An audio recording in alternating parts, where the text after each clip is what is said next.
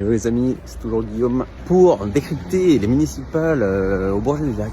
Là on va s'attaquer à un sujet qui est un gros morceau qui va nécessiter je pense plusieurs vidéos. Et donc c'est la question du logement au Bourget du Lac. Donc la première partie de ce sujet ça va être un petit peu ce que l'équipe d'opposition a utilisé comme terme pour qualifier les risques qu'encourait le Bourget du Lac et notamment ce que certains, là ce qu'on peut voir, certains des colistiers, là, des candidats pour cette liste, parce qu'il faut pas oublier qu'on va voter le 15 mars pour une liste, un groupe, un collectif, pas juste pour un candidat. Et quand on voit ce que certains mettent sur leur, alors soit sur leur description, sur leur profil Facebook, ça fait peur. Bon, en tout cas, voilà, ils sont plusieurs à utiliser le terme de cité dortoir. Et pendant un moment, le Bourget chez vous a pas mal utilisé aussi la notion de banlieue dortoir. Alors, banlieue, ça évoque bien plein de choses pour les Français, parce qu'on pense à banlieue, soit les films qui portent ce nom, soit les banlieues parisiennes, ou en tout cas les banlieues même grenobloises, ou des endroits où il y a des voitures qui brûlent et on est en insécurité, donc ils jouent sur ces deux tableaux.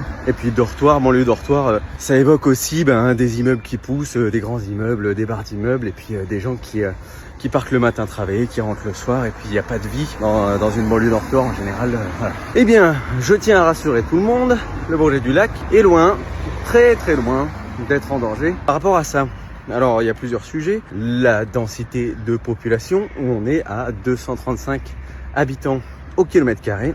Quand dans les communes alentours, par exemple à Aix-les-Bains, eh bien en fait on est à 2500. Donc on est à 10 fois plus. Et quand on regarde une vraie banlieue dortoir, alors je sais qu'il y en a qui disent qu'il faut comparer ce qui est comparable et que comparer avec des banlieues parisiennes, ça n'a pas de sens. Moi je trouve que ça a du sens parce qu'une vraie banlieue dortoir, en fait, ça a 10 000 habitants au kilomètre carré. Donc quand on est à 235, c'est limite comme argument quand même.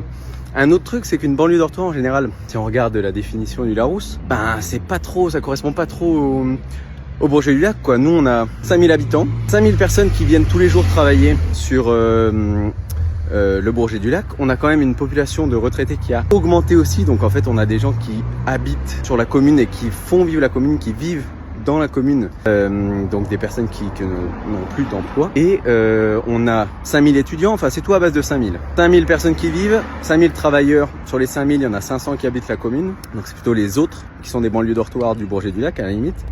Et on a 5000 visiteurs par jour, il me semble, ça à vérifier, mais au niveau tourisme sur la commune aussi, et notamment la période estivale. Et on a à peu près 5000 étudiants aussi. Donc une commune qui est dynamique comme ça, où le tourisme fonctionne, où il y a de l'emploi, où il y a de la recherche, ça peut pas être une banlieue dortoir en fait. C'est tout sauf ça. Pourquoi ils disent ces mensonges, et merci à tous, à bientôt.